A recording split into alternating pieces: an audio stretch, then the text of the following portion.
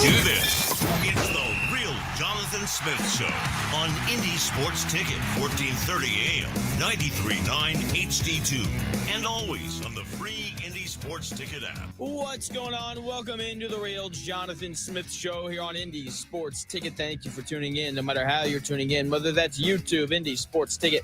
If you want to head over there and subscribe, maybe you're watching the show on X _ Jonathan Smith to follow me there and watch the show there. You can also listen on that Indy Sports Ticket app or 1430 AM if you're driving around the Indianapolis area on what I think is going to be a nice day. I can't tell. A little cloudy, but I'm not really mad at that. So going to be a great day. It is Wednesday. And every Wednesday, shout out to Mike Woodson, we do Over the Hump Day. We take someone or something. We talk about how they need to get over the hump. Uh-oh. Guess what day it is? Guess what day it is? Huh? Anybody? Julie, hey, guess what day it is? Oh, come on. I know you can hear me. Mike. What day is it, Mike? Leslie, guess what today is? It's hump day. Woo-hoo! Hump day!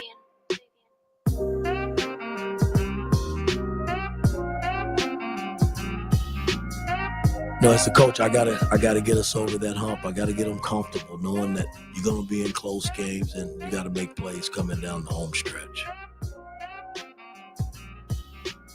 I mean, in the tournament, we were right there.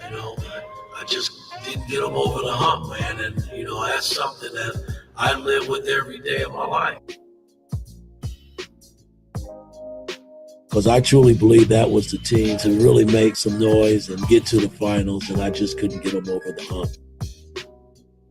We love Mike Woodson. Thank you so much, Mike, for giving us all that audio so that I can make the best sounder I've ever made. And before the start of the Colts season, I said that we were going to use over the hump day to talk about the progression of Daniel Jones throughout the season. And how he's slowly moved, because we've seen it, from a guy who shows up in Indianapolis and is the headliner in the worst quarterback battle in the history of the NFL. And now he's moved to a point where people are talking about him in the MVP conversation. And while I still have I don't want to call them doubts, while Daniel Jones still has limitations, because he does, I would say that he is officially over the hump 6 games into the season. He was the biggest question mark for the Indianapolis Colts coming into the year. He had 6 bad seasons in New York, but a run game and a head coach that has done a good job of calling plays has helped to revive Daniel Jones's career here in Indianapolis to a point where the Colts are the only 5-1 team in the AFC, and they are they're one of 2 5-1 teams in the NFL. It's them, and it's the Tampa Bay Buccaneers. Now, with Daniel Jones, I will say he hasn't reached a point where I think that the Colts are going to win games because of him, but he has most definitely reached a point where I don't think that the Colts are going to lose games because of him. And when you're surrounded by this much talent and a good offensive line, that's all that I really need from you. Watching the Eagles last year, did I feel like Jalen Hurts was going to go out there and win games for them? No, not really. But I did think that he wouldn't lose them games. And when you're surrounded by Jonathan Taylor, a good run game, this offensive line, that's all that I really need from you. He's doing the basics. That is what Daniel Jones is doing. He's doing the basics of playing quarterback at an extremely high level. He's being smart with where to go with the football. His decision-making continues to be the best part of his game right now. Only thrown 3 interceptions. He's rarely putting the football in harm's way. And if you can do that, and you can run the football, and you can complete the easy passes like he's doing, then you're going to win a lot of football games, and you're going to score a lot of points. Okay, he's not abandoning the pocket too quickly as well. Like I see a lot of players do. Guys, just it's like there's, like a nice little pocket there. The offensive line's doing their job, and you see guys that leave it. And I don't know why guys do that. But Daniel Jones doesn't do that. Okay, he uses his legs when he needs to. He's not missing any of the layups whenever he's throwing the football. And whenever he does push the football down the field, like the Colts have asked him to, he always gives his receivers a chance. It's not Mahomes. It's not Josh Allen. It's not Joe Burrow. It's not Lamar.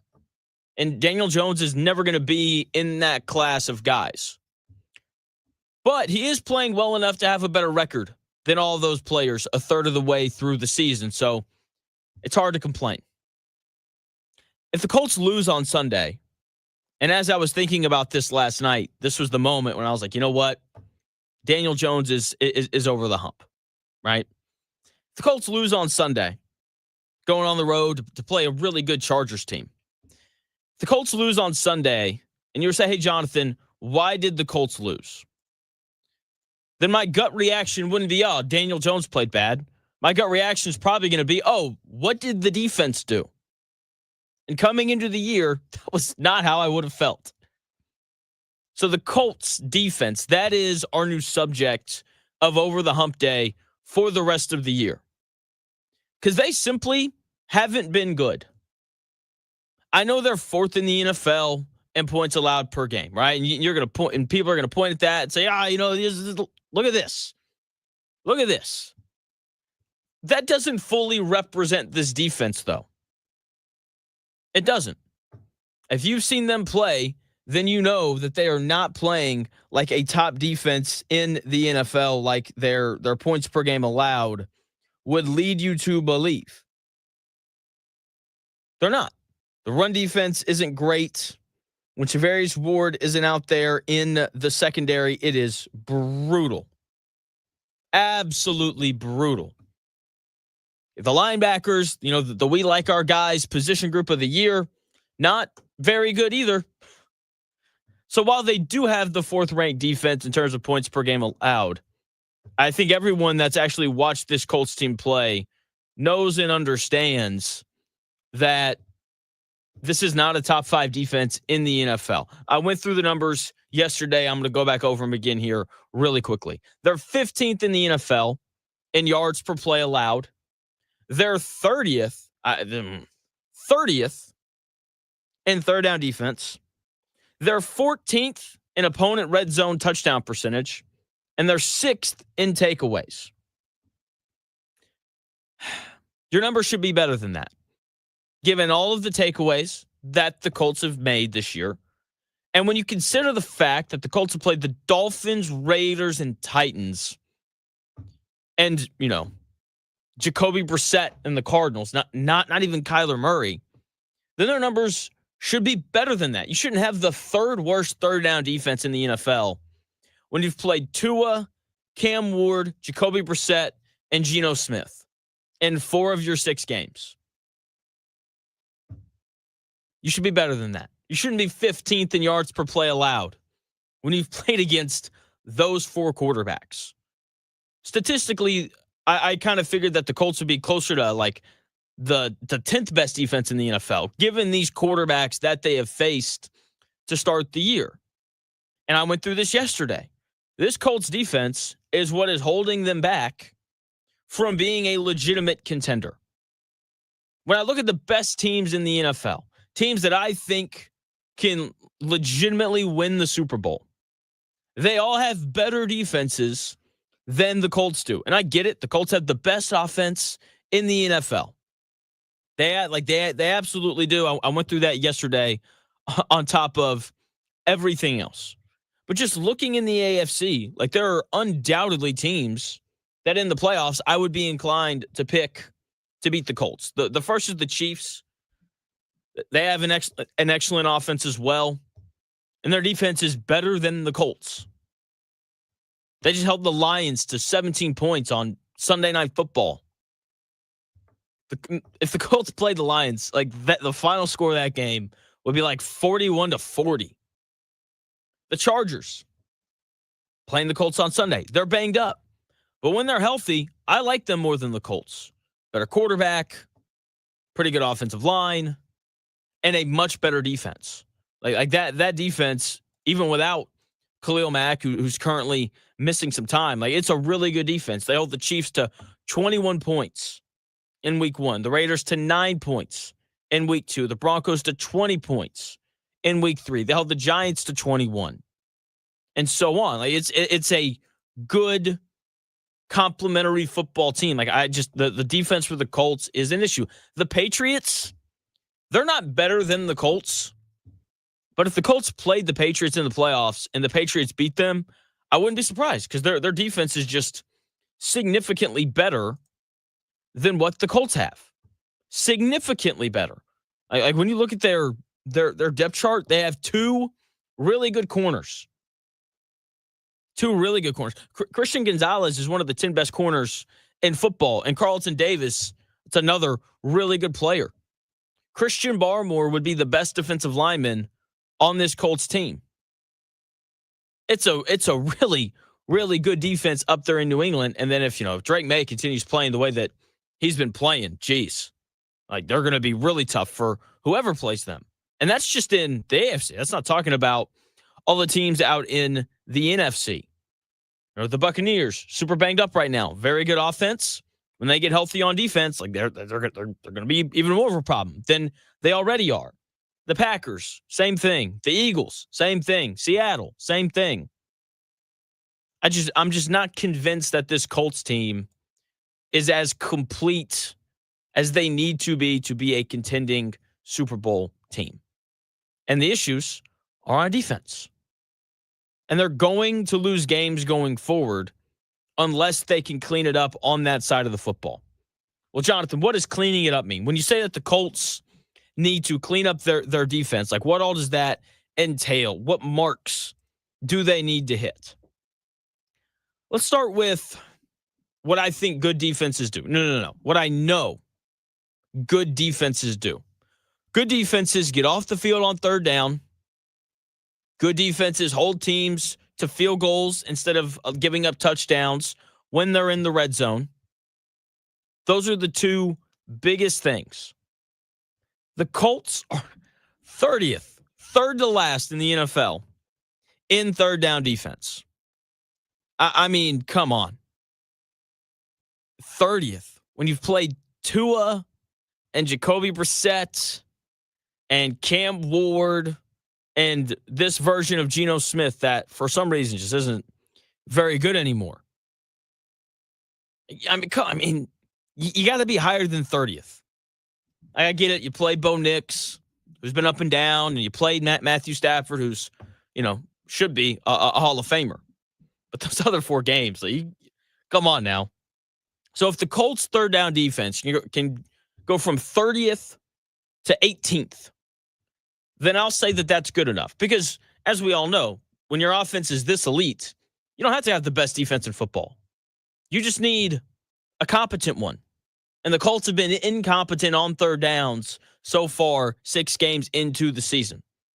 So if they can break into the top 18 in third down defense, then I'll say that that's good enough for them to compete for the Super Bowl. The Colts are 15th in opponent red zone touchdown percentage. That's average. It's a large part of why they're 5-1 as well, right? Like, they're doing a decent job of holding teams to field goals instead of giving up touchdowns. To be fair, they have played the Raiders, Dolphins, and the Jacoby Brissett Cardinals and the Titans. So for me, I need to see them hover around 15th in the NFL in this red zone touchdown percentage on defense for at least just like the next few weeks, right? When you're about to play Justin Herbert and the Chargers, even though the Chargers are incredibly banged up. The Titans, like, you've got them coming up again. Like, they have a good red zone day that day. And then you're at Pittsburgh, who doesn't have the most prolific offense in the NFL, but they do have, some decent weapons and Aaron Rodgers. And then you're going to play the Falcons, who look like they're going to be a good team this year. I know they had the weird week against Carolina. Outside of that, I think they've been pretty solid. So they have some opportunities to kind of prove that they're not 15th in the NFL in defensive red zone touchdown percentage because of who they've played. And I just want to see them sustain that through these games. And I have to be honest, I don't think they can do it. Teams that can run the ball oftentimes find success in the red zone. That's why the Colts' red zone offense has been the best in the NFL over these last 3 weeks. They've just done a really good job of being good and being productive in the red zone. It's because they're turning around and they're handing the football off more, or they're giving Daniel Jones these little bootlegs, or he's out on the edge and he can run or he can throw it. The best red zone teams can run the ball. And the teams that struggle in the red zone are the teams that can't defend the run. You know why the Cardinals didn't score in the red zone against the Colts on Sunday? It was too late in the game for them to run the football. The Colts can't defend the run. They're 19th in yards per carry allowed. They finally had a good week against the run against the Cardinals. All that it took was for the Colts to face a team whose 2 best running backs were out with injuries. That run defense has to get better. And if it does, then I believe that red zone touchdown percentage will at least stay steady, if not improve with that. So those are the things that this Colts defense has to improve on for them to get over the hump this season and to allow this elite offense an opportunity to compete in the playoffs beyond winning a first-round game. Okay? That's what's going to allow them to move from, good playoff team, because that's what they are right now. Good playoff team to legitimate contender. I didn't mention the secondary because when Charvarius Ward is present, it's been really, I don't know about really good. It's been good enough. If they could have a second corner emerge, Jonathan Edwards, Mekhi Blackman, whoever it winds up being, then that would really make me like this defense. That would make me like the defense, opposed to me being like, this is good enough. The Colts need to be a C+ on defense. I think right now they're at about a C-. And that's just because of all of the turnovers that they've forced. If those turnovers go away, we'll see kind of how things go from there. So very excited about the game on Sunday. It's a big one.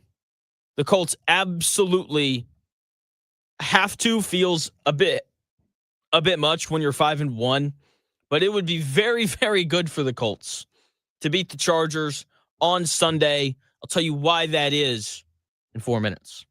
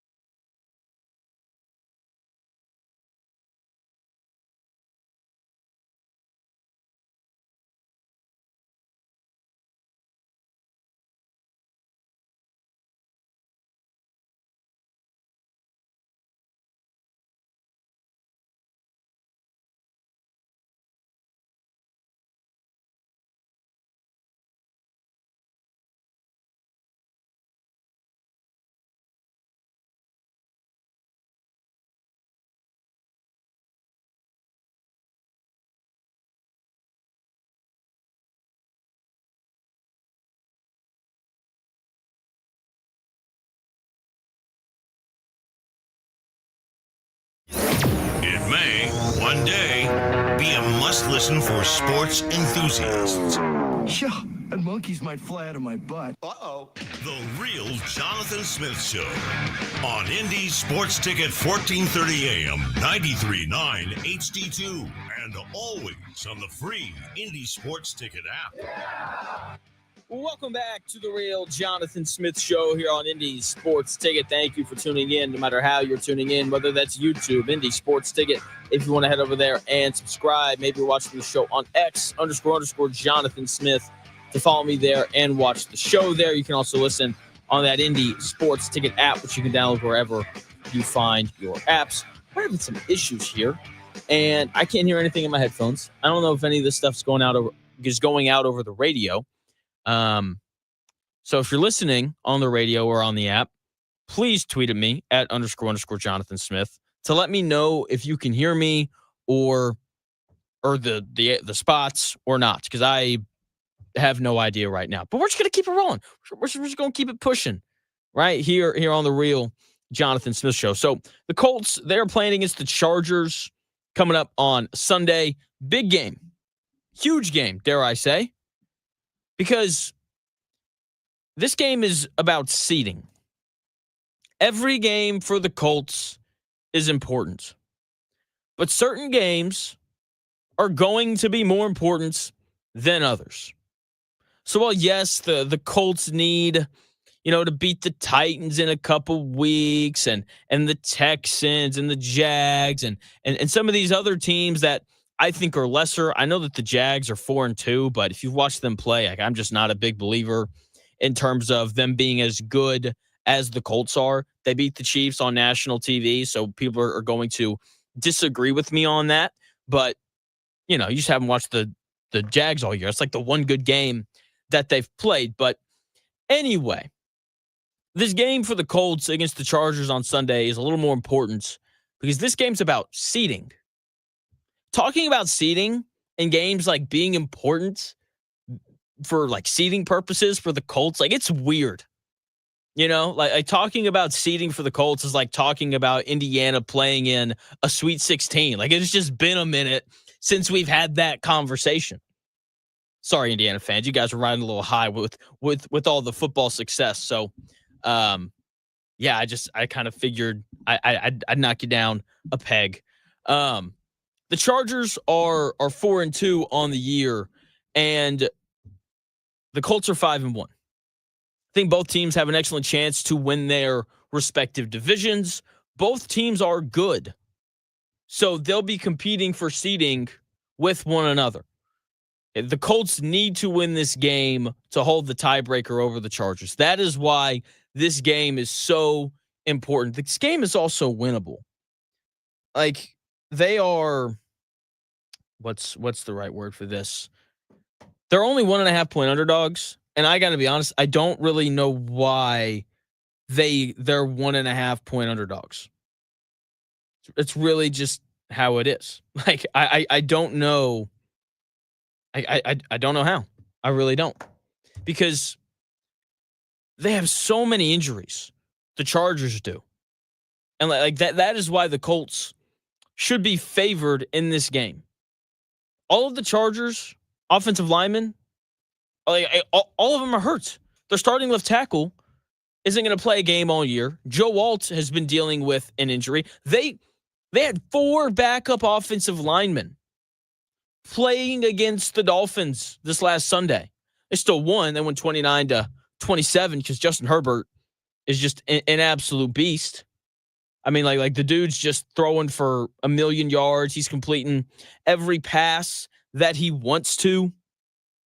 I mean, it's incredible. Justin Herbert, on the year, he's played in 6 games. He's thrown for a little under 1,500 yards, which is nuts. That's, like 7 yards less than Daniel Jones has thrown for. He's thrown 10 touchdowns, only 4 interceptions. And once again, he's doing this behind an incredibly banged up offensive line. He's just finding a way to score points and to really carry his team. And I bring up Justin Herbert, and I bring up the importance of him because this is the second game of the season where the Colts definitely have the lesser quarterback. They lost the last one to the Rams, in part, not entirely because of the A.D. Mitchell fumble and these things, but in part because Matthew Stafford was better than Daniel Jones in that game. That is not entirely why the Colts lost, but it's a part of it. And with all of the injuries around Justin Herbert, I do expect for Daniel Jones to outplay Justin Herbert on Sunday. That is what should happen. Doesn't necessarily mean that it will happen. I would have said the same thing about that Chargers and Dolphins game. It's like, hey, like Tua, not as many injuries around him. I get it. Like Tyreek Hill's not playing, all those things, but he should still play better than Justin Herbert. And then Tua threw 3 interceptions, threw for less yards, less touchdowns, and a lower completion percentage than Justin Herbert did. So with that being said, Daniel Jones obviously better than Tua has been so far through this season. So in the second game of the year, where the Colts have the lesser quarterback, it is important for Daniel Jones to outplay Justin Herbert. I mean, like these injuries, it's a CVS receipt of injuries for the Chargers. Like, I mean, just listen to this. Their 2 best running backs are on IR. That bodes well for the Colts and that run defense. Joe Alt has been dealing with a high ankle sprain. He's their starting offensive tackle. Mekhi Becton has missed a couple games. The right tackle, Trey Pipkins III, he's questionable. He's been dealing with some injuries, right? And he's their third string tackle. That's what he is. And then you go to the defense. Josh Fuga is on IR.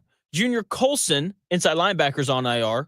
Denzel Perryman, really good player, is on IR. Khalil Mack is on IR. Dean Leonard, their starting corner, he's on IR. Jordan, can't pronounce his last name, he's also on IR. He's their backup corner, by the way.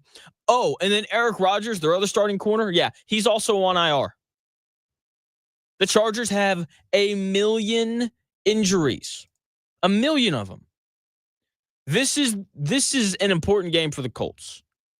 And I get it. They're on the road. Once again, I just went through all the injuries. I have no idea why the Colts are not favored in this game. They should absolutely be favored in this game against this super banged up Chargers team. If the Chargers were healthy, then I could totally understand why the Colts would be underdogs. But with that many injuries, I can't really believe it. The only way the Colts lose this game is if Justin Herbert is significantly better than Daniel Jones. The only way the Colts lose this game is if Daniel Jones has a Tua performance from last week where he throws 3 interceptions. It's the only way it happens. The Colts, given the injury difference between these two teams, the Colts have the better team. We saw the Colts run defense have success last week in part because the Arizona Cardinals were missing their 2 best running backs. The Chargers this week, they're missing their 2 best running backs. And I get it. It's on the road, traveling all the way out to Southern California isn't the easiest thing in the world. Just ask any Big Ten coach because they all just love to complain about the travel. The 2 that don't, Dan Lanning and Kurt Signetti, you know what they do? They win. You know why? Because they're not too busy thinking about the travel. And also, it's easier to travel out west than it is to travel east. It's the reality of it. And so this is a game that the Colts absolutely need to win. This could be the difference. This could be the difference in hosting a divisional round game at home or having to go on the road. That could be the difference. If the Chargers finish the year 12-5, and the Colts are also 12-5, or let's go with 11-6. And, then like the Chargers would be the 3 seed and the Colts would be the 4. And that's usually the difference between hosting not 1 playoff game, but 2 at home. So big game for them. Daniel Jones just has to not mess it up. And I have faith in him to not mess it up because they should be able to run the football with all those injuries that the Chargers have. I think it'll be a really big day for Jonathan Taylor in SoFi Stadium. So they should be able to run it. The Chargers have all these injuries at corner. I mean, it's just an incredible amount of injuries at corner for the Chargers. Like 3 of them are on IR. Sounds like the Colts secondary with all the injuries that they have. Okay, they have 3 linebackers on IR and an edge rusher. Like they should be able to run the football to victory in this game. Oh, excuse me, 2 edge rushers on IR. My bad. Like they should be able to find a way to win this game. Again, why they're underdogs? It's baffling to me. Like if the Chargers were healthy, I would like to know what the line would be. I mean, seriously, I get it. It's on the road, but still, this is a good Colts team that is very healthy. They should be favored. If you can't tell, I am 1,000% going to bet. I am 1,000% going to bet on the Colts to win this game. So engineering is outside my door. They're hopefully going to be able to come in here and fix the issue on the radio. So we'll be back here in like 4 minutes.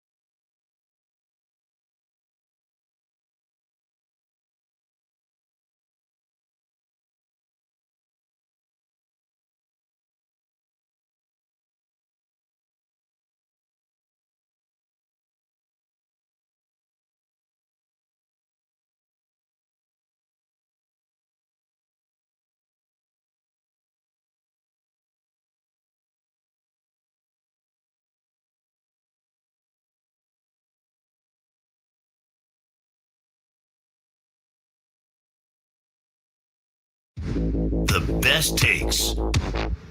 Maybe. The Real Jonathan Smith Show on Indy Sports Ticket 1430 AM, 93.9 HD2, and always on the free Indy Sports Ticket app. Welcome back to the Real Jonathan Smith Show here on Indy's Sports Tickets. If you're listening on the app or 1430 AM, you should be able to hear my voice and our lovely advertisers as well. Shout out to all of them. Speaking of which, today's show brought to you by Holiday World and Splash and Safari. They're doing an awesome job right now celebrating the Halloween season. Get down there. They've got this awesome drone show going on. You should head on down there and check them out. Make some memories. It'll be a blast for you. Indiana on the road to 12-0. And every Wednesday, now that we have enough data, now that we're halfway through the season and teams have actually, started playing some of these, conference games and things, we don't have enough data to be able to figure out who the 12 best teams in the country are.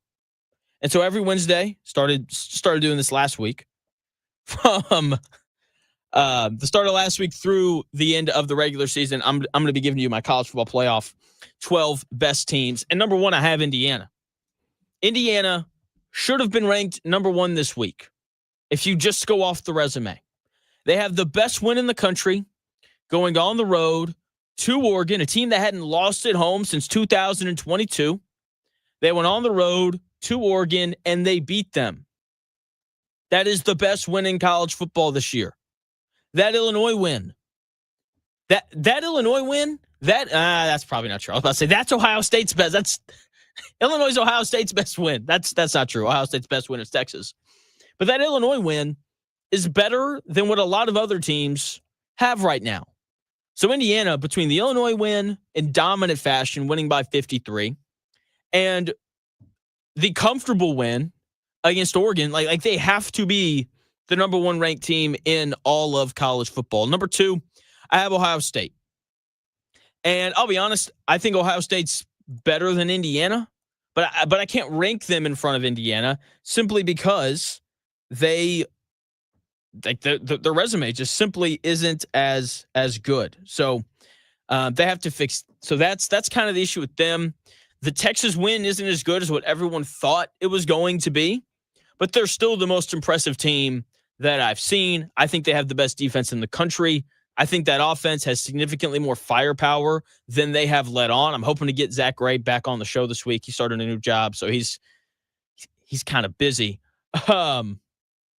So hopefully we can get him on this week to kind of talk about this. And I really like Ohio State. Once again, I think they're the best team in the country, but their resume just doesn't support that, so I have to rank them 2 instead of number 1 with Indiana. Number 3, I have Miami. Their good wins are no longer that great. Florida State has now lost 3 in a row. By the way, Florida State, they haven't won an ACC game in over a year. Penn State fired their head coach. If Mike Norvell got fired at Florida State this year, that would not surprise me in the slightest. Anyway, back to Miami. Notre Dame, that's a good win. But the issue with Notre Dame, and that being your best win, is like you go through Notre Dame's resume, and it's not very good. Okay, so a lot of me having Miami third is just the eye test. They look different than everybody else, just like Ohio State and Indiana do. All right, like these have to be your top 3 teams in college football if you're doing a rankings. So, yeah, Miami at 3. I think they are clearly in that upper class of teams in college football. So, got to be. So I think that has to be your 1, 2, and 3. If you want to move the order around, that's fine. I would just put Indiana at 1 because their resume is better than Ohio State's and Miami's. Number 4, Ole Miss. I know they barely beat Washington State, and people were outraged by the fact that they only beat Washington State by 3. I do not care. They found a way to win. These are not NFL teams. They're going to be up, and they're going to be down. You know what no one cared about last week? Indiana only beat Iowa by 7, and Iowa's not very good. Nobody cared because Indiana found a way to win that game. I don't care that Ole Miss only beat Washington State by 3. I think it's pretty clear that they're one of the best teams in the country. Their defense is underrated. It is much better than it gets credit for, And most weeks, I guess not against Washington State, but most weeks, you are going to get a lot of production from that offense down there at Ole Miss. Okay, so Ole Miss at 4. Number 5, I have Texas A&M. If you wanted to flip the two, I'd be all for it. I still have a holdup with Marcel Reed. It's my holdup with A&M. Everything else about them is insane. I love their receivers. They can run the football. They have one of the best defenses in the country. No question about it. They have one of the best defenses in all of college football. Okay, Mike Elko has found a way to get the Texas A&M out of Texas A&M. It is really, really impressive what they've done. It really is. Like the thing with A&M that has held them back for so long is they just seem to always kind of find a way to lose a game that they shouldn't. And they are yet to do that this season. Yet to do that. You know, they beat Auburn in what was a pretty close game and all those things. Now, they haven't had to go on the road in conference this Saturday. They go on the road to Arkansas, so not exactly a super challenging opponent, but we're going to see how that goes for them because winning at home is very different than winning on the road. Okay, with Bobby Petrino back at Arkansas, a lot of people are going to show up. All right.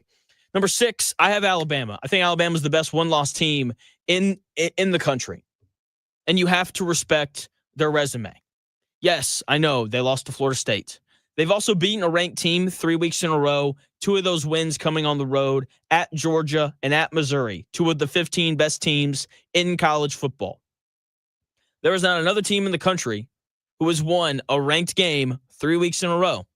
I'll be honest, I don't know if there's another team in college football that has 3 ranked wins. That has to be rewarded at some point. I know no one likes Alabama. Okay, I know that everyone thinks that Kalen DeBoer is overrated and all those things. I'm telling you right now, that Alabama football team is very good. They have issues on defense. They need to fix those up. But aside from that, like that offense is good. They are tough, and they just keep finding a way to win games. So Alabama, I have them 6th. Number 7, this is where I have Oregon. Still a very elite team that's going to make the college football playoff. Okay, they're still good enough to win the whole thing. The issue is they're going to finish the year without any good wins. Penn State has completely fallen off, even though in the moment, watching that game, like those were 2 really good football teams. Okay, so, but because Penn State's lost to UCLA and Northwestern, that is no longer a good win. Oregon broke Penn State, and they're going to be, they're going to, kind of be punished for it. But they're still going to play USC later in the year. We'll see if they're ranked at that point. But Oregon, really good team. I get it. They lost to Indiana at home, but Indiana's a really good team as well. So I still like Oregon at 7. I still think that they're a playoff team that is more than capable of going on a run and winning the whole thing. Number 8, I have Texas Tech. I want to rank Texas Tech higher so badly. They're the best team in the Big 12. And I don't really think it's in question anymore. They just don't have enough on their resume for me to rank them higher. Their best win was on the road against Utah. They beat them 34-10. Utah is currently ranked 23rd in college football. After that, it's a lot of birthday parties, right? It's a lot of cupcakes for Texas Tech outside of that win. So they're going to play Arizona State on Saturday, who's not ranked, but certainly isn't a bad football team by any stretch of the imagination. They're going to play BYU, currently ranked 15th in the country, should climb higher, right? Because they're going to play Utah on Saturday in the Holy War. We'll see how that goes. I know Arizona State's not ranked, but that's a good football team. BYU, that kind of seems like the opportunity for Texas Tech to have their big signature win that I think that it's important to have in terms of these college football playoff rankings. Number 9, I have Georgia. They aren't what they were. Still good, right? The defense is not as good as it was, but it's still probably a top 20 defense in college football. If they had a better quarterback, I think they'd be capable of winning the SEC, because while I do think that the SEC is incredibly deep, there is no like clear like national championship contender within the SEC. It's just a lot of really good teams. I don't know one likes Nick Saban, but the SEC is absolutely deeper than the Big Ten. Like Alabama's already beaten 3 ranked teams. If you look at the rest of their schedule, they have 6 more ranked teams on their schedule. When you combine Ohio State, Indiana, and Oregon, there's 4 on all 3 of their schedules combined. So Georgia, still a very good team, not great. Gunnar Stockton, just not consistent enough. They have a really impressive win on the road against Tennessee, beat them 44-41 in overtime. I know Auburn's 3-3, but like Auburn's a good football team.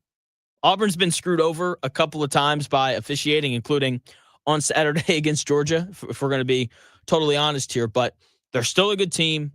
They beat them on the road on Saturday. That's the other thing. I value teams being able to win on the road because it is such a tough thing to do in college football. That is what makes the IU win at Oregon so impressive to me. They didn't beat them at home. They went on the road, crossed the time zones, and they won. Tennessee, I have them at 10th. They're a blocked field goal, they're a field goal away from being undefeated with a win over Georgia. All right, they have an offensive label, but this defense, I think, is underrated. Okay, in addition to that, they give up too many big plays, but, given how often their defense is on the field, it makes sense that their numbers would be as bad as they are. Okay, they're a good team, not as good as last year. Still think Tennessee's a playoff team, though. Number 11, I have Oklahoma. They lost to Texas, and in the AP poll, they went from 6th to 14th. That feels a little harsh. They lose one game in which their quarterback returned probably a little too quickly after thumb surgery. So I'm not going to drop them out of the top 12 because of that. They crushed Michigan. They beat Auburn. I love the defense. And when John Mateer goes back to normal, then they're going to go back to winning a bunch of games. And if I had to pick, if the group of 5 team that I like more than everyone else is still South Florida. They have the best wins. They just dog walked North Texas. North Texas was like a team that people were talking about for the 12th seed. And South Florida beat them like 63-36 or something like that. Right? They've also beaten Florida. They've also beaten Boise State. They can score points. Really like that South Florida team.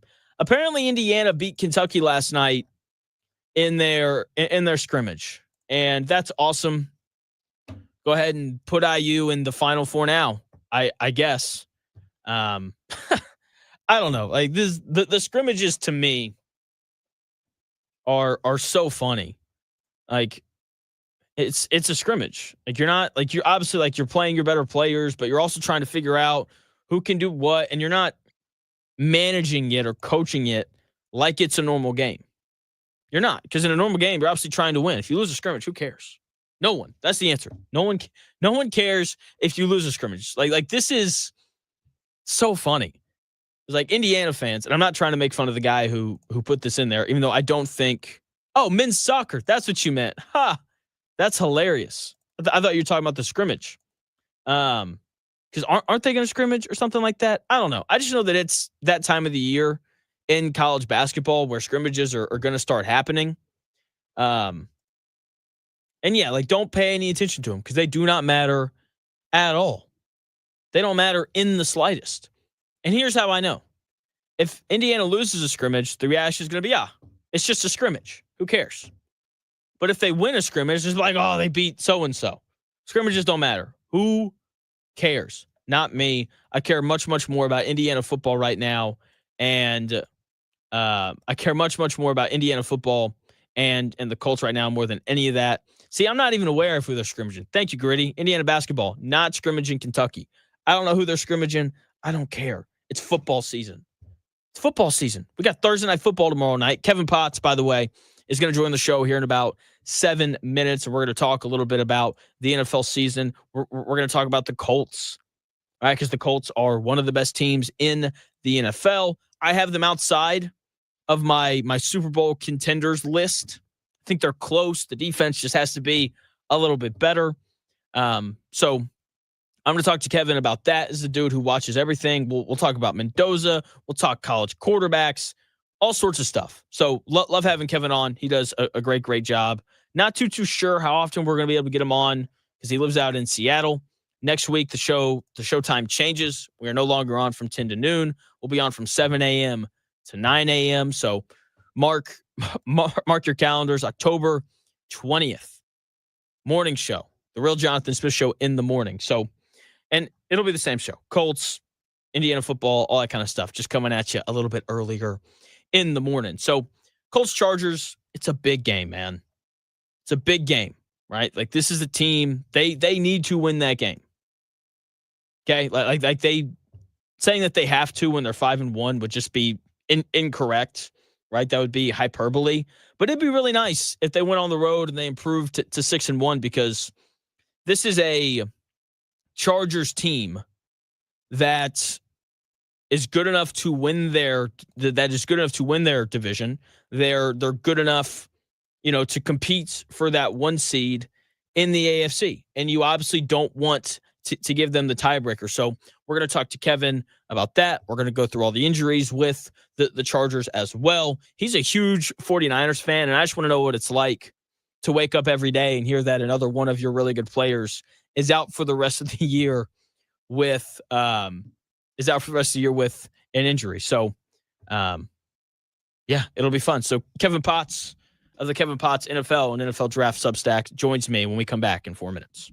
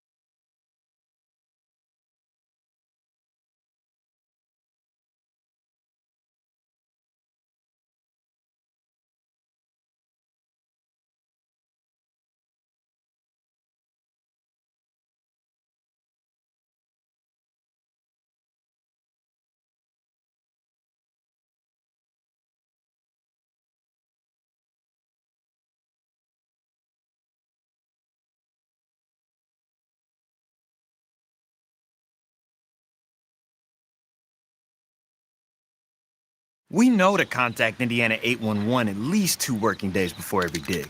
But did you know spraying a white line around your digging area means utility flags will be placed only in that area? Fewer flags in the yard, easier mowing, everybody wins. Except for my kid. I don't want to mow the yard. Contact Indiana 811 and white line before every project. It's the only way to dig. Learn more at 811.safedigindiana.com. Sponsored by the Indiana Utility Regulatory Commission and aired by the station.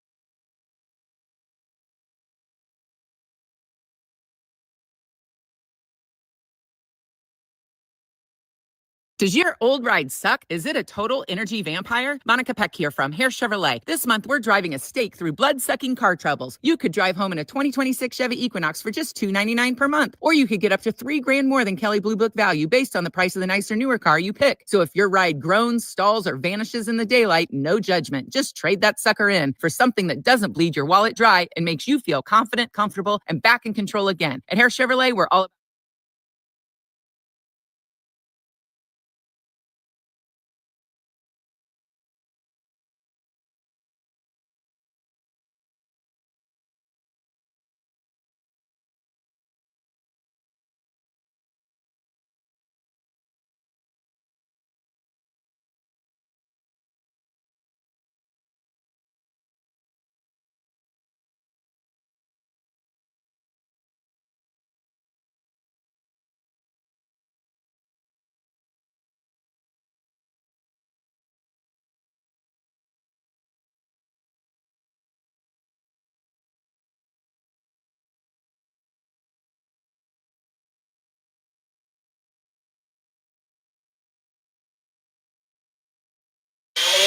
Let's do this.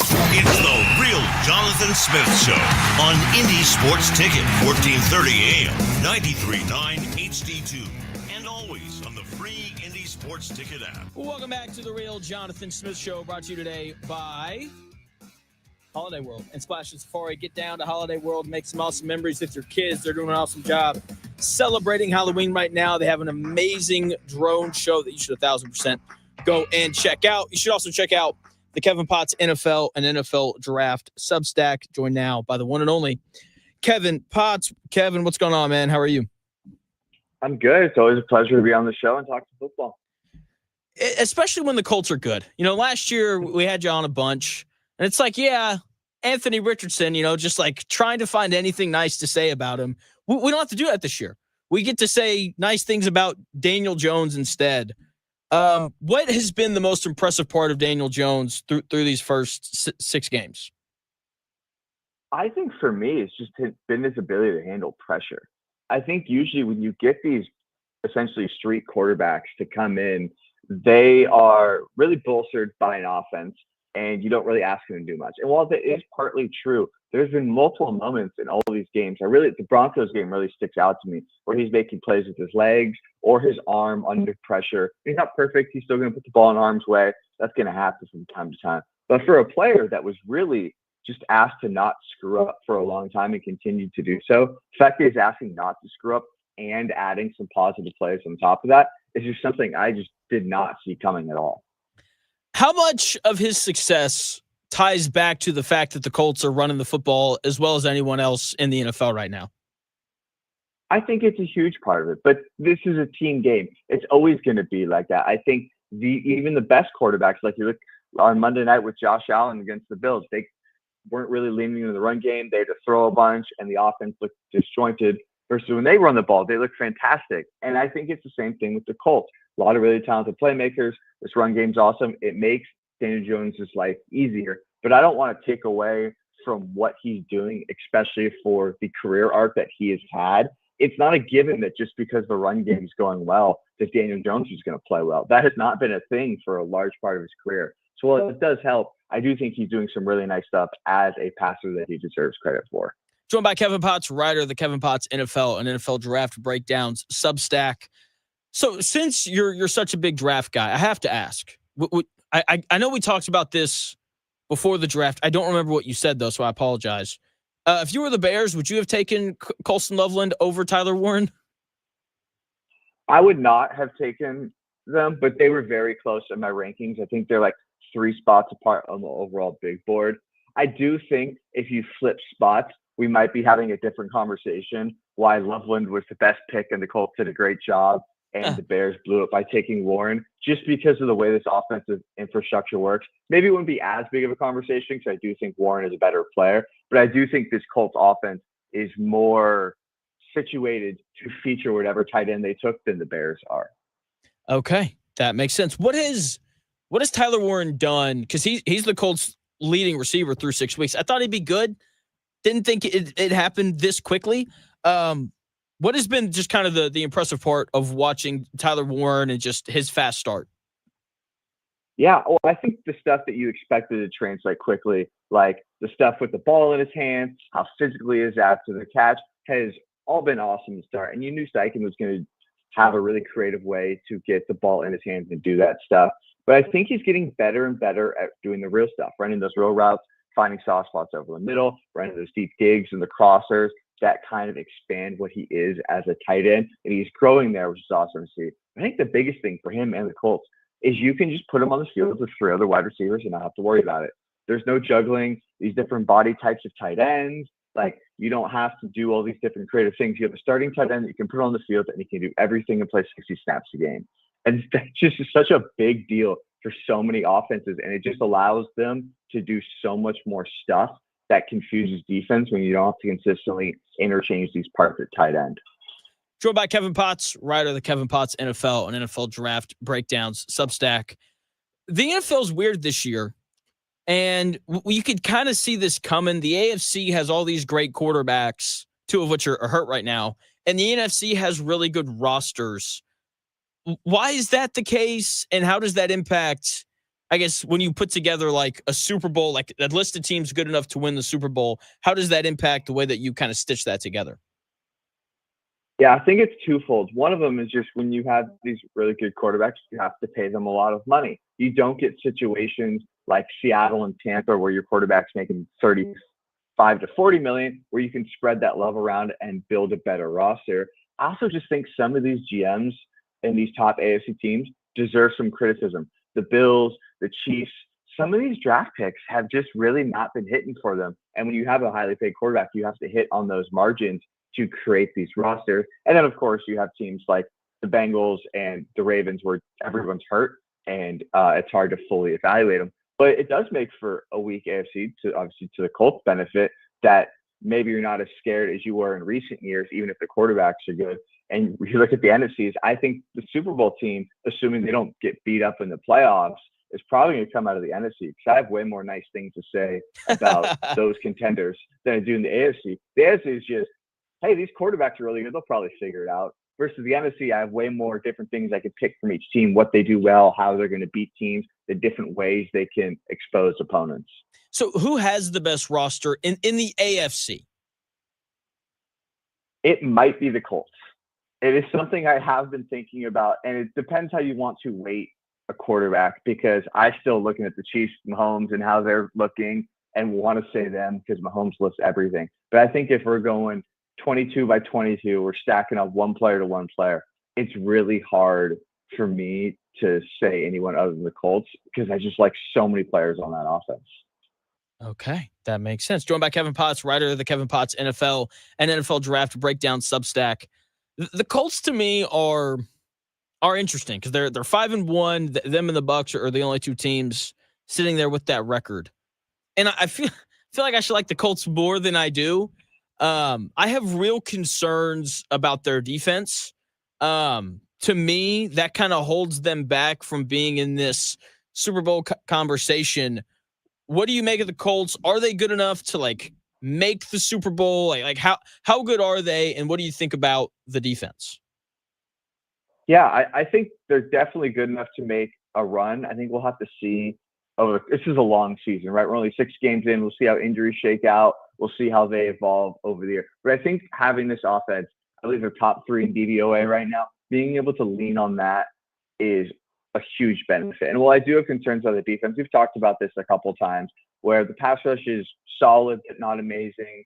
I don't fully trust the linebackers. That secondary outside of the veterans they brought in can be a little scary. But so far, it hasn't been an issue.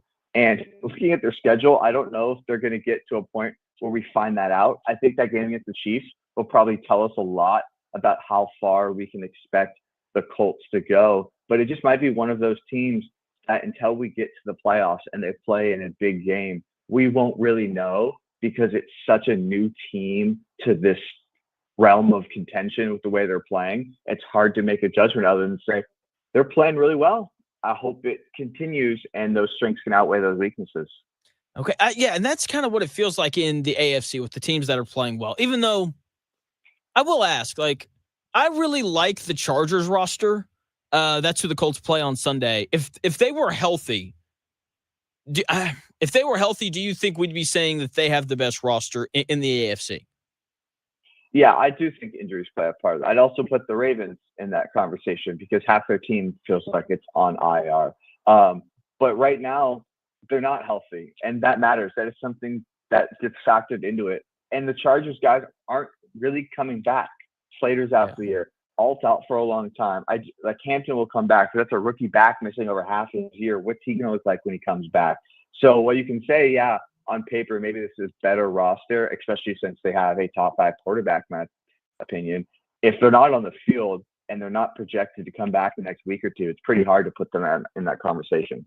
It really is, even though Justin Herbert, man, like you talk about how like the AFC is just like, oh, they have this quarterback, they can figure it out. Justin Herbert he figured out against Miami last week. I'm just like, you're down like your 4 starting offensive linemen, your top 2 running backs, and Justin Herbert's like, no big deal. Me, Lad McConkey, that's really all we need. And they're so impressive. It's really weird. The Steelers are 4-1, and I feel like, and they have Aaron Rodgers, and no one is talking about the Steelers or Aaron Rodgers. What are your thoughts, just kind of on their good start to the season? I fall for it every year. It's Mike Tomlin does this every single year. I think it's going to change, and then it doesn't. I will say, when you look at their schedule, yes, they're 4-1. It's not the most impressive. The one real team they played was Seattle, and they lost fairly handily. And you could probably argue New England, they should have lost that game because New England fumbled 4 times in the red zone twice. So while I do like a lot what they're doing, it's always Tomlin. He does a good job coaching. I actually think this offense, given what they have and what Rodgers is at the stage of his career, is actually pretty well put together. I'm a big Jalen Warren fan. I think he's actually a huge part of this offense. But right now, I need to see them beat some real teams. They have Green Bay coming up. They have Indy coming up. If they show out in those games, not even win, just look like a competitive team, I think I'll buy more into them as an NFC contender. But right now, it just looks like they're narrowly winning games against bad teams because they have just enough veterans that know how to get the job done. That's kind of how I feel about them. And, the Colts play them here in a few weeks. We'll definitely get a better idea of who Pittsburgh is. Their defense just hasn't been good enough. Or it hasn't been as good as I expected. It's obviously been good enough because they're 4-1. But yeah, they feel like a fraudulent 4-1. I want to ask you about Jacksonville as well, because I just don't think people are grinding out Jacksonville Jaguars tape like you and I are. And everyone saw them beat the Chiefs on Monday Night Football. And I was like, that's by far the best game that they've played. And now everyone's like kind of on this Jags train. I think they're kind of like the Steelers. Good football team, but the 4-2 record's a little fraudulent. What do you think? Yeah, I generally I think I fall in that same area. They're probably like a tier 2 contender in the AFC. I think they'll make the playoffs. They do a lot of things really well. I think this defense is awesome. Devin Lloyd obviously has been one of the biggest improved players, I think, this year. Jordan Lewis was a huge free agent signing. They're still figuring out what's going on with Travis Hunter. But I really like that side of the ball. The offense is a little bit all over the place. They can't really seem to get Trevor Lawrence and these receivers on the same page, but the O-line's been playing better than I thought. And Liam Cohen and this run game, ever since he's been at Tampa Bay, he's just always done a fantastic job at cultivating these running games and really highlighting the skill sets of his back. So that gives him a really high floor if you can run the ball and you can play solid defense. But I just don't think they have enough juice offensively unless Lawrence takes some weird year 5 step for me to actually put them in the same tier, even as the Colts in their same division, even if I do like a lot of what they do and still think they should be a wild card team at worst. Joined by Kevin Potts, writer of the Kevin Potts NFL and NFL Draft Breakdown Substack. That's how I feel about it as well. Trevor Lawrence just hasn't developed into what everyone kind of thought he would develop into, which kind of stinks, when you throw around the word generational, you think you'd get more than what the Jags got. But I want to switch it over to the NFC. So you were talking about injuries, or we were talking about injuries earlier with the Chargers and how they're 4-2. The Buccaneers have dealt with more injuries than everybody, and they're 5-1 just thoughts on the Buccaneers and Baker Mayfield and everything else going on down there in Tampa. I think this is probably the best instance of top to bottom organizational excellence that we've had this year.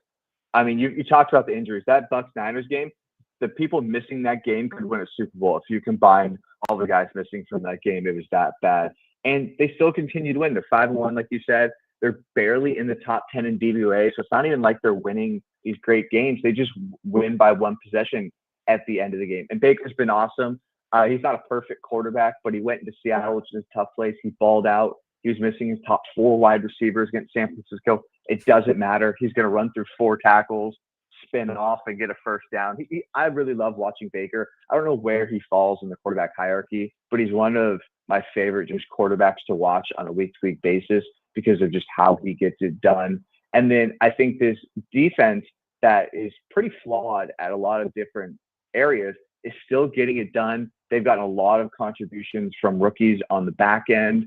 And I think talking about the organizational excellence, Liked is one of the best GMs in all of football. They're on like their 6th, 7th, and 8th receivers, and I think they're better than half the league. They're pulling out guys that are undrafted free agents, 6th-round picks, and plopping them in the system, and they're not skipping a beat. Sterling Shepard is still playing at a high level in the year 2025 and is a valuable piece of an offense. And I just think you just have to give so much credit to this team to be where they're at, and their replacements are coming back. We talked about like the Chargers, where I think these guys are going to be out for a while. Mike Evans is going to come back. Ibuka is probably going to miss a little bit, but he'll be back. Godwin will be back. Gadecki's going to get back. Like, you're going to be healthy, ideally, by the playoffs. And if you're playing like this when you're hurt, I can't wait to see what the finished product is by the end of the year. Yeah, getting Tez Johnson in the 4th round out of Oregon, just kind of figured that would work. That dude was awesome at Oregon his last 2 years. Kevin Potts of the Kevin Potts NFL and NFL Draft Breakdown Substack. You can follow him on X at Kevin Potts 0, or excuse me, K Potts 06. I do this every time you come on. I just need to like write it down and know it. Twitter's Kevin. That's right. Kevin Potts 06. There it is. There it is. So yeah, the Buccaneers, like, they're just, I feel so good, Kevin, because before the year started, I do these like 3 bold takes, and one of them was the Buccaneers will be the 1 seed in the NFC. And so the fact, like, your whole thing on like, we'll see what they look like. Imagine how good they're going to be when you have everyone healthy. It's like, yeah, I can't wait. I'm going to feel really good then. Before the year started, I feel like there were a lot of people who were like, Rams or 49ers, probably going to win the NFC West. And I was one of those people. But man, the Seattle Seahawks look really good. I think you can make a real case that they're the best team in that division. You live in Seattle. The Colts play them later on in the year. What are your thoughts on Sam Darnold and the Seahawks to start the season? I'm not surprised they're doing well. I thought they were going to be a 10-win team. I actually had the Rams, Niners, and Seahawks all tied with 10 wins because I'm a coward in my record prediction and just had them all be the same. I thought this defense was going to be awesome. It was really good last year. Mike McDonald's a fantastic coach. They have talent at all 3 levels. I really like how this front works. I did not see the offense looking like this. I got to eat some crow because I was very vocal that I thought moving on from Geno Smith was a mistake. They should have kept him. They should have done all the moves they did, bringing in Kubiak, moving off DK, but just kept Geno Smith. And that is objectively just was a wrong thing because he has not looked good in Vegas. It looks like he's kind of fallen off the cliff physically. And Sam Darnold looks even better than what he did in Minnesota. I think Kubiak's done an awesome job putting him in spots where his strengths really shine. You've seen how awesome he is as a downfield passer. And the biggest thing is Jackson Smith-Njigba has fully blossomed into a top 10 wide receiver in football. And I like JSN like a lot of people did coming out of the draft. He was my number 1 wide receiver, but I viewed him as a really high-end wide receiver 2, maybe low-end wide receiver 1, kind of in the Chris Godwin mold where he's this awesome slot receiver.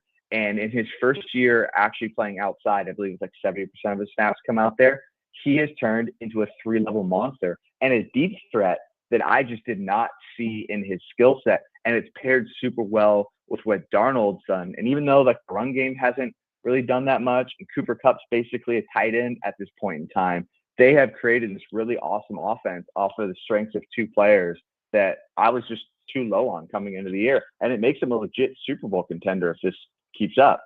It really does. And they, I'm with you. I was like, Sam Darnold for over Geno Smith? Really? Okay. I mean, we'll see. I didn't really like it either. Speaking of which, like Raiders, brutal. Anyway, I just, it's been so surprising. And like the defense being as good as it isn't surprising because it's, Mike McDonald. And, if he was an offensive minded guy, then we'd talk about him all the time, but he's not. So we don't. But he's truly, I think, one of the better young coaches in the NFL.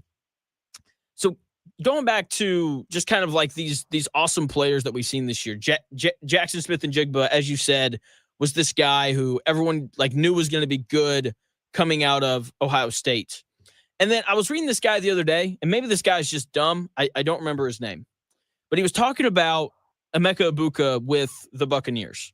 And he was just like I can't believe this guy's this good because he couldn't separate and he couldn't do all of these things.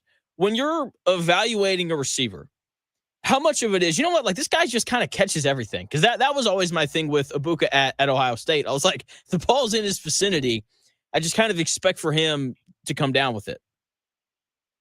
Yeah, I mean, it's a big thing. And him and Jason are actually making me change how I'm doing my weighting grades this year, because I think we sometimes get too enamored in speed and separation, and it doesn't matter if a dude separates by 3 yards or 1 yard. The 3 yards isn't that much better. He separated regardless. And I think that was the thing with Ibuka and JSN, since they didn't have the top end speed, they weren't shredding these dudes and blowing by them, but they were getting open.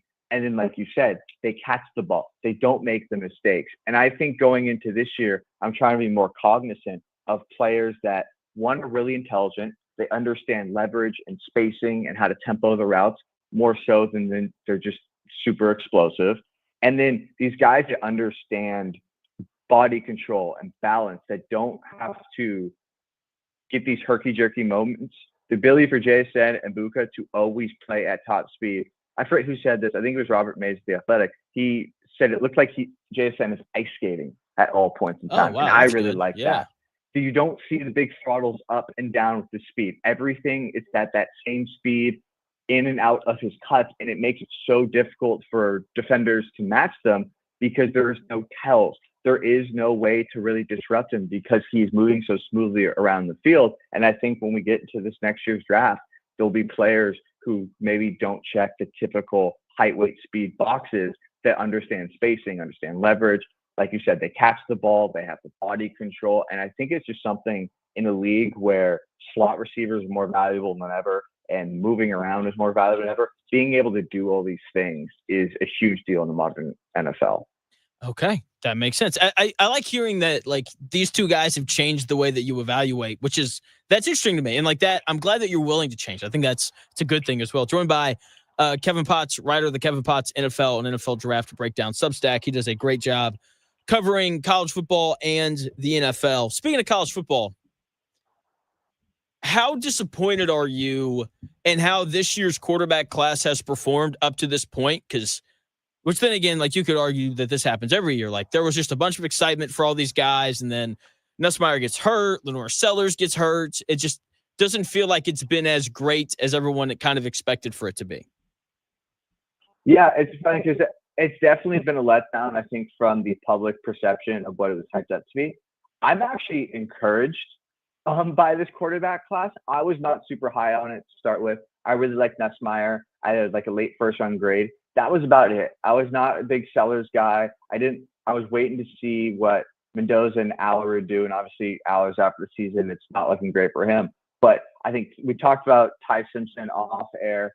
He has done a really good job. Dante Moore's not a player I expected to improve. And now Mendoza looks like a locked in first rounder. So I've actually gone from having one first round quarterback to 3 to 4 that could be pushing up into the first round. So it's going up for me, in my opinion. I just think it's been a letdown in terms of, hey, we're going to have a bona fide dude that is going to be the number 1 pick or a top 5 pick. I just don't think we have it here yet. But in terms of my own personal grading, we have gone from 1 quarterback I consider in the first round to 4.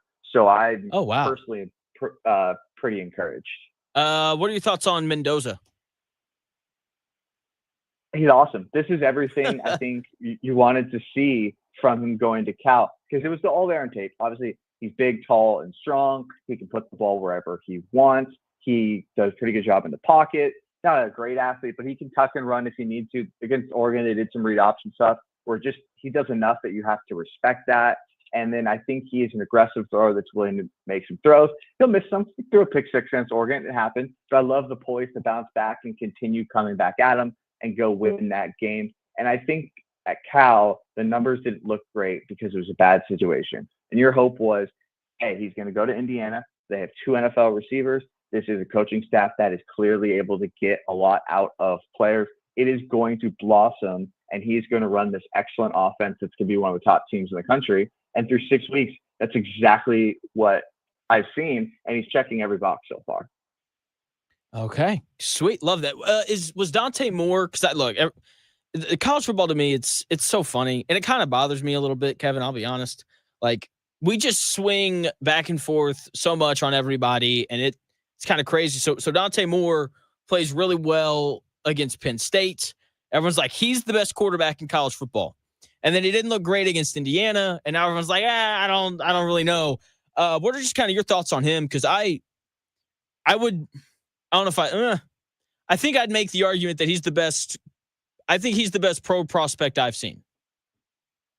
Yeah, I'm glad you bring him up because we do swing back and forth. And I think it's important to remember with Dante Moore that we're in like real start, like 6 or 7 with Oregon. This has not been a player who's played a ton of college football, and he's still learning and growing. He's going to have some up and downs.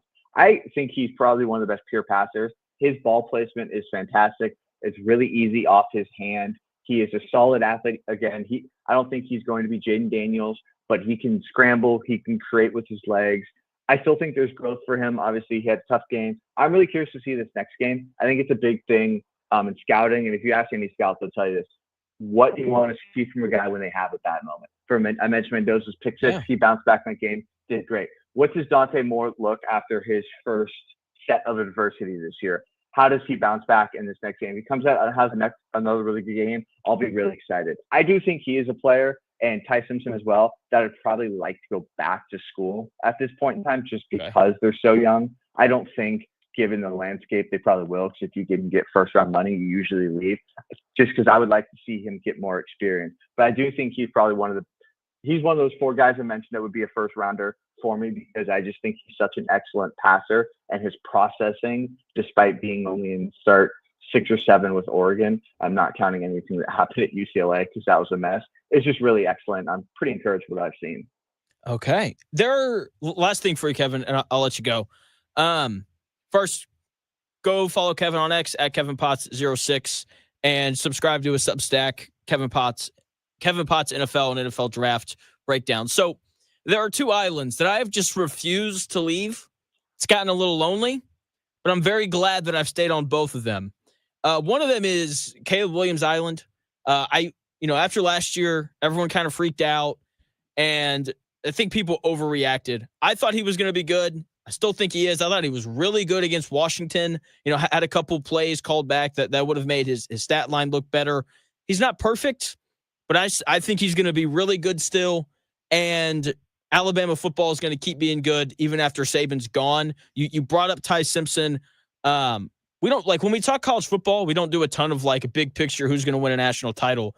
But I wouldn't mind. I'd like your opinion on just Alabama football and just kind of the scheme of college football and Caleb Williams, 5 games into having Ben Johnson as his head coach. Yeah, I agree with you on the Caleb thing. We just want instant gratification these days. And I think when a guy's the number 1 pick and he is as public as Caleb is, when it's not great, people want to pile on him early. I think he's been great to start the year. Like I said, it hasn't been perfect. I think the game is really starting to slow down. He's on pace for half as many sacks as he took last year. I think the decision-making is better as he's getting more comfortable in this offense. It's still going to take a bit. This is a pretty rigid offense with the footwork, and he just has to get that all dialed in. And he still has some random accuracy issues down the field, which wasn't an issue in his college tape, and he needs to get fixed. But I think each week you see him getting more comfortable. This offense looks way better out of the bye, so I think he'll be fine, and I'm excited to see what they look like towards the end of the year. Alabama, I think, talking about quarterbacks bouncing back from bad performances, their program bouncing back from that Florida State loss to get where they are now, to go beat Georgia, and they beat Vanderbilt, who's a solid team. I've been really impressed just their ability to bounce back from what I seemed like a loss that was going to sink the season and end the DeBoer era, and it hasn't. And his ability to get just another quarterback who we didn't really know much about to be an excellent player. It's now 3 or 4 in a row between Penix, Jake Haener, and now Ty Simpson that I think DeBoer, finally back with Grubb, is doing a fantastic job. And you still have that Alabama recruiting base in the SEC. It's going to be pretty hard to get rid of them. Maybe they're not going to be the Saban contender that we all expect them to be, but I still think you're right. This team's going to be a top 15, top 10 team every single year with what they have, unless people start leaving again. Yeah, it's like, look, they weren't going to be as good as they were when Saban was there. Like, that's just an unfair expectation. But he won a bunch of games at Washington. As you said, he's really good with quarterbacks. I love Ty Simpson. Like, I think Dante Moore's a better pro prospect than he is. I think Mendoza is as well. But, like, I love the toughness and this bounce back ability of Ty Simpson on that Alabama team. Like, I think as far as like competitive psychos go, I think he's going to be at the top of either this year's class or next year's. Yeah, I agree. He's hanging around like a second round grade for me. So I think he could be in the first. He'd be one of those 4 guys. But similar more, I also think I would like to see him go back because we're 6 or 7 starts in. But he does a lot of stuff well. Again, not a great athlete, but he's got a good arm. I think this class is good with pocket passers that process well, which is an underrated trait because people like to focus on the running on. And he's got the poise and toughness. That 4th down throw against Missouri, moving to his left, putting into like that's the type of stuff that gets circled and dotted on every scouting report. I go and look for all the big moments when we're doing these quarterbacks. What happens when your back's against the wall, and it takes shape in different forms, whether it's a play, whether it's a drive, whether it's a game or a stretch of games. And that's one that's going to be bold and highlighted on the top of this report is like, hey man, this guy's got something. If we put him in the fire, he can go make some plays for us. And I think it's really important. All right, Kevin, thanks for your time. When's your next article going to come out? We'll have one coming out this week talking about Michigan's run defense and how it's going to affect their game against UW. So I don't know when. I'm still working on that, but that should come out sometime this week. Okay, sounds good. Kevin, thanks for your time, man. Yeah, of course. Always a pleasure. Kevin Potts, check him out on X at KevinPotts06. You can check out his Substack as well, Kevin Potts in the NFL and Kevin Potts NFL and NFL draft breakdowns. When we come back in 4 minutes, more thoughts on the Colts and their big game coming up against the Chargers.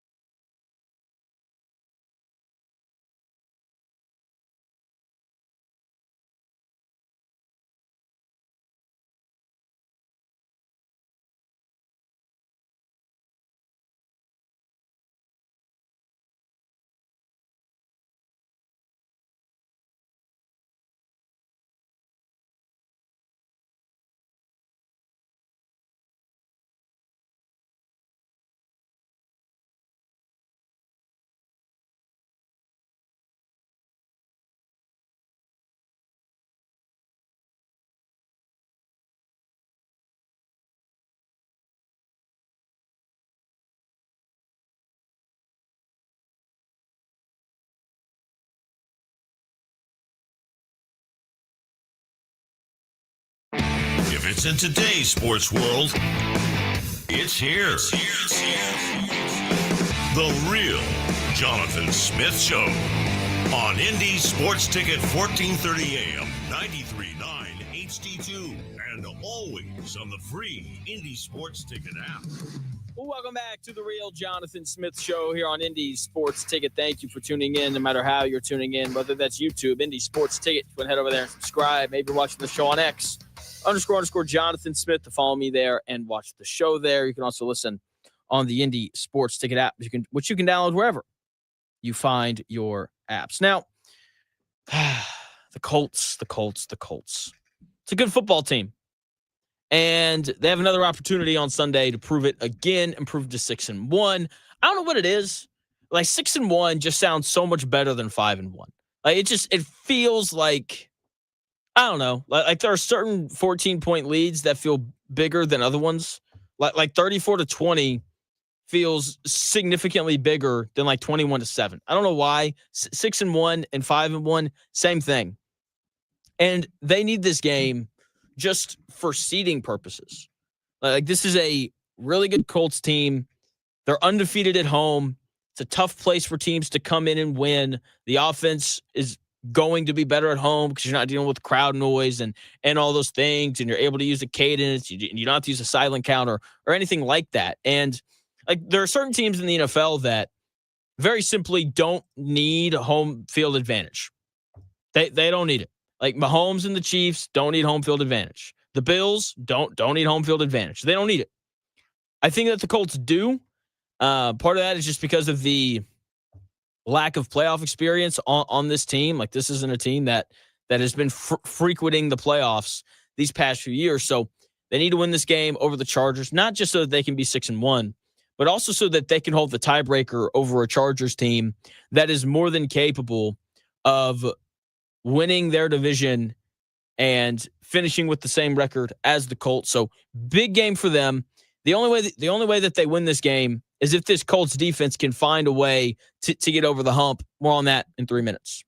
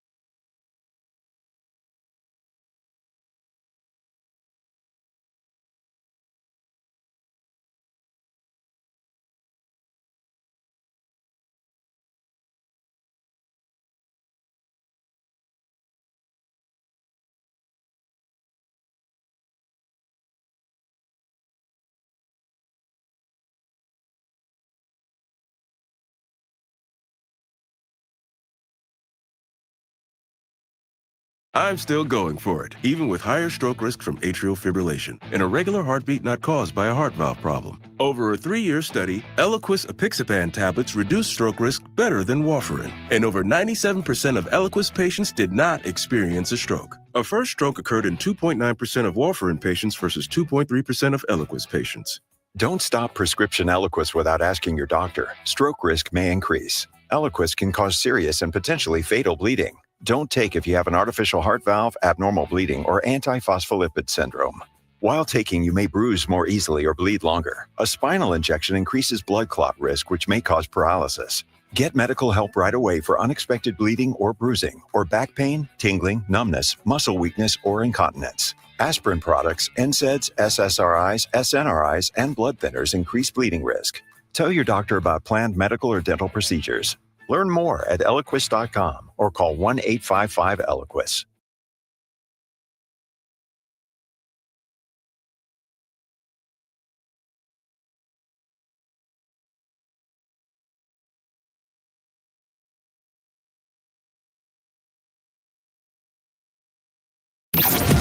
Dan Dockage at noon. The real Jonathan Smith Show. Now, this is Indy Sports Ticket 1430 AM, 93.9 HD2, and always on the free Indy Sports Ticket app. Welcome back to the real Jonathan Smith Show here on Indy Sports Ticket. Thank you for tuning in, no matter how you're tuning in, whether that's YouTube, Indy Sports Ticket. If you want to head over there and subscribe, maybe you're watching the show on X__Jonathan Smith to follow me there and watch the show there. You can also listen on that Indy Sports Ticket app or 1430 a.m. if you're just driving around the Indianapolis area. And I was going to talk about the Colts defense and how bad it is and all this kind of stuff. But over in the YouTube chat, once again, Indy Sports Ticket, head over there, subscribe. They're talking about Anthony Richardson and his future and kind of what that's going to look like. So I find that more interesting than this Colts defense that I continuously complain about day after day after day, because that is the thing holding this Colts team back from, being good at football or being good enough to win the Super Bowl. Let me walk that back and let's fix that statement. So yeah, like I do read the YouTube chat from time to time. I don't do it a ton, but occasionally, I'll poke my head in there. And look, Richardson is going to be in the NFL playing quarterback for quite some time. There's a team out there who's going to look at him, and they're going to do what every single team in the NFL does. They say, man, look at that talent. And this isn't just an NFL thing. We've seen countless teams in the NBA bring in Ben Simmons. Like that dude's been in the league for like a decade, and he still can't shoot. Teams see talent and they see physical ability, and they just like, yeah, sign me up for it. Justin Fields was signed as a starting quarterback. I mean, come on. He's no good. He's not any good. And we knew it before he was signed as the Jets starting quarterback. Teams look at talent and they're like, they're like, this is mean, but it's true. It's like women in a toxic relationship with a guy that they, for some reason, really, really like. Yeah, he has all these issues, but I can fix him. That is what these professional sports franchises do with athletes all the time.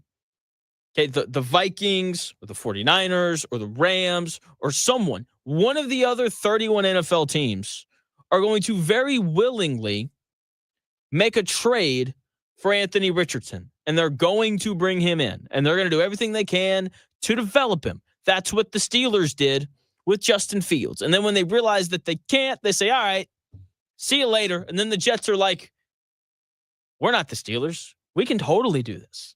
And then now they've brought him in, and they're terrible because of it. Curtis Manlow said this, which is interesting. The best thing about AR is that his experience guarantees no one with a similar profile goes in the top 10 for at least a decade and probably not even in the first round. Yeah, I'm going to disagree with that for the exact same reasons that I just laid out. Teams fall in love with talent. And you know what every single one of these front offices and coaching staffs are? Prideful. Every single one of them.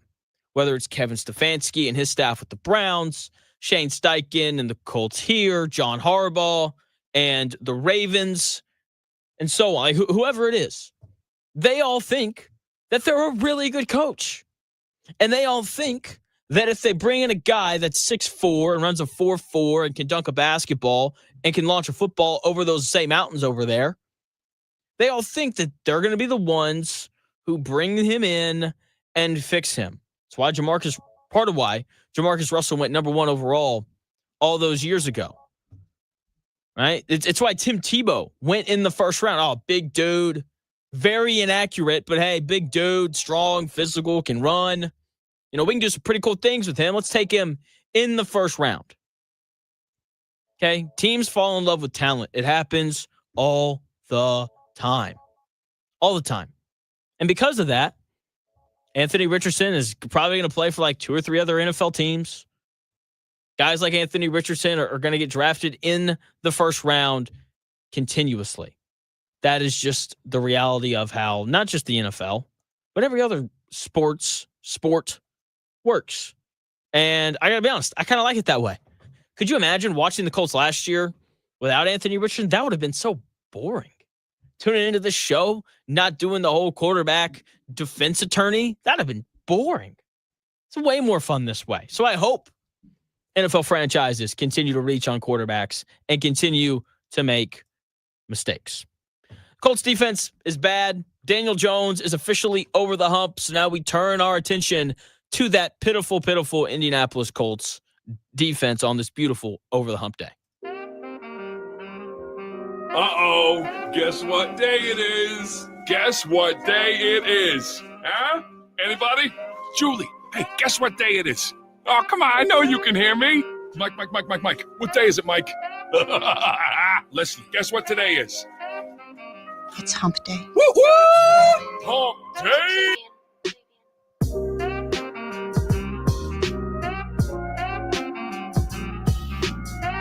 As the coach, I gotta get us over that hump. I gotta get them comfortable, knowing that you're gonna be in close games and you gotta make plays coming down the home stretch.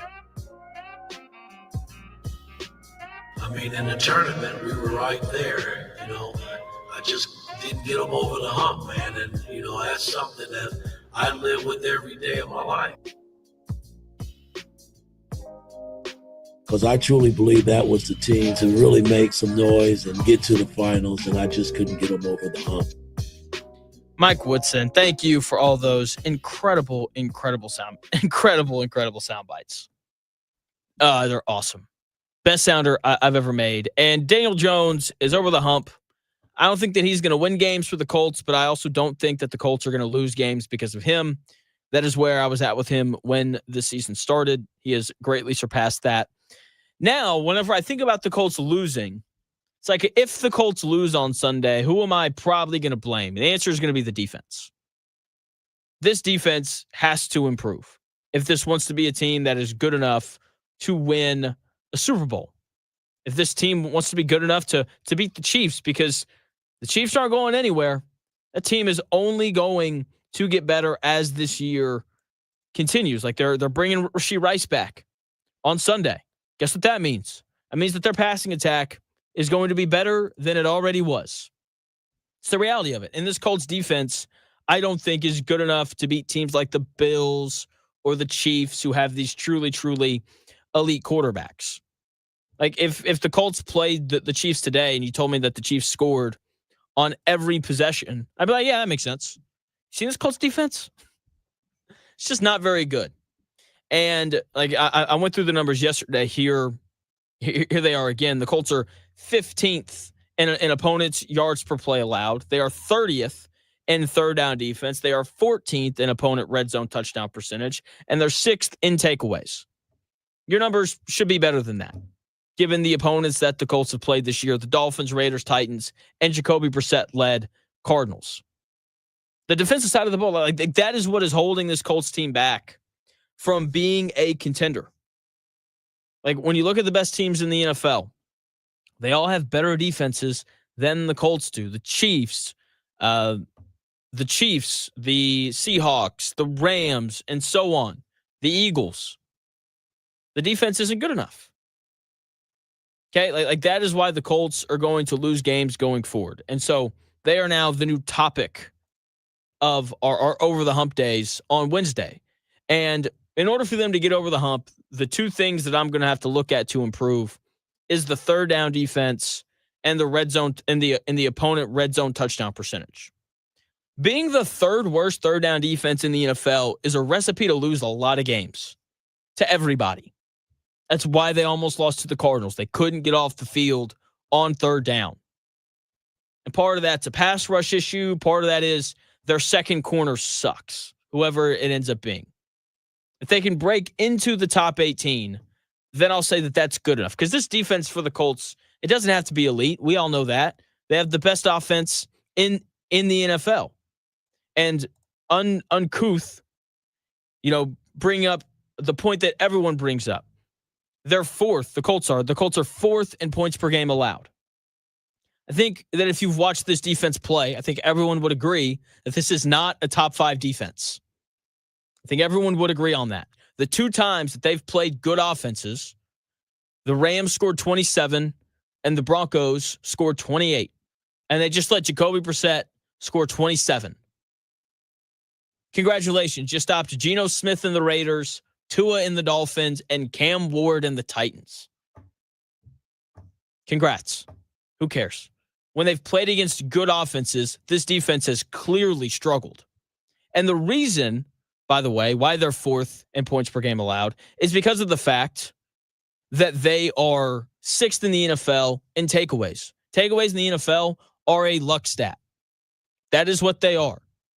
Bo Nix sailed a throw in that Broncos game, and Cam Bynum was in the right spot. The Colts tipped multiple passes of Matthew Stafford in that Rams game, and nobody was there. When you fumble the football, sometimes it bounces to the other team, sometimes it bounces to yours. They are luck stats.